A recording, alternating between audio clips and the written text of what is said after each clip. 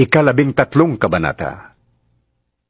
Nang palabas na si Jesus sa templo, sinabi sa kanya ng isa sa mga alagad, Guro, tingnan po ninyo.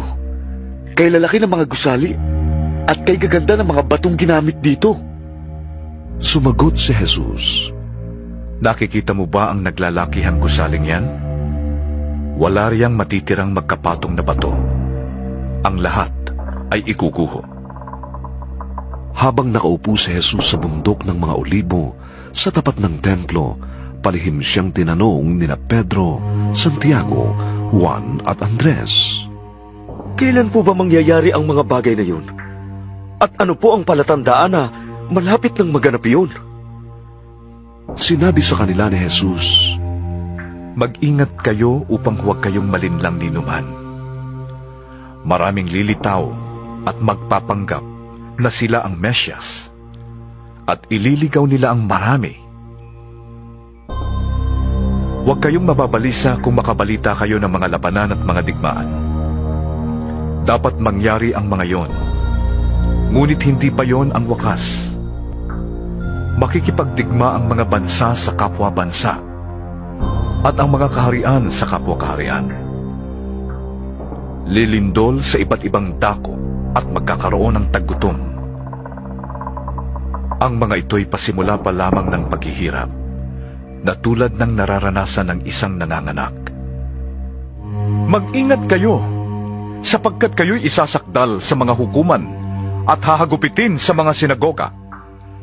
Dahil sa akin, iaharap kayo sa mga gobernador at mga hari upang kayo'y magpatotoo sa harapan nila. Dapat munang maipangaral sa lahat ng bansa ang magandang balita bago dumating ang wakas. Kapag kayo'y dinakip na nila at iniharap sa paglilitis, huwag kayong mamamahala tungkol sa sasabihin ninyo. Sa oras na yon, sabihin ninyo ang dapat ninyong sabihin, sapagkat hindi kayo ang magsasalita, kundi ang Espiritu Santo na siyang magtuturo kung ano ang sasabihin ninyo. Ipapahamak ng kapatid ang kanyang kapatid upang ipapatay. Gayon din ang gagawin ng ama sa kanyang anak. Lalabanan ng mga anak ang kanilang mga magulang at ipapapatay. Kapupuotan kayo ng lahat dahil sa pagsunod ninyo sa akin. Ngunit ang manatiling tapat hanggang wakas ay maliligtas. Kapag nakita na ninyo sa dakong di dapat niyang kalagyan ang kasuklam-suklam na kalapastanganan, unawain ito ng bumabasa. Ang mga nasa Judea ay dapat nang tumakas papuntang kabundukan. Ang nasa bubungan ay huwag nang mag-abalang pumasok sa bahay upang kumuha ng anuman. At ang nasa bukid ay huwag nang umuwi pa upang kumuha ng balabal. Sa mga araw na yon, kawawa ang mga nagdadalang tao at ang mga nagpapasuso. Ipanalangin ninyong huwag mangyari ang mga ito sa panahon ng taglamig. Sapagkat sa panahong yon, ang mga tao ay magdaranas ng matinding paghihirap na hindi pa nararanasan mula ng likhain ng Diyos ang sanlibutan, at hindi na muling mararanasan pa kahit kailan. Kung hindi pa iikliin ng Panginoon ang panahong yon, ay walang maliligtas.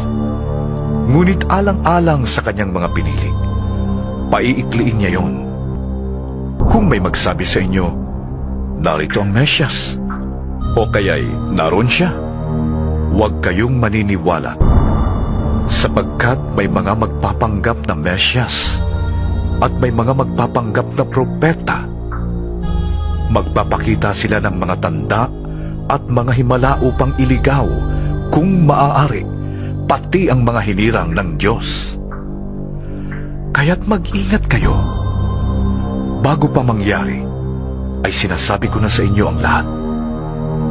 Pagkatapos ng mga kapighatiang yon, magdidilim ang araw.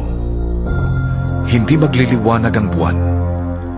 Malalaglag mula sa langit ang mga bituin at magugulo ang mga kapangyarihan sa kalawakan. Makikita ng lahat ang anak ng tao na dumarating na nakasakay sa alapaap at may dakilang kapangyarihan at karangalan. Susuguin niya ang kanyang mga anghel sa 4 na sulok ng daigdig upang tipunin ng mga ito ang mga hinirang ng Diyos. Unawain ninyo ang aral mula sa puno ng igos.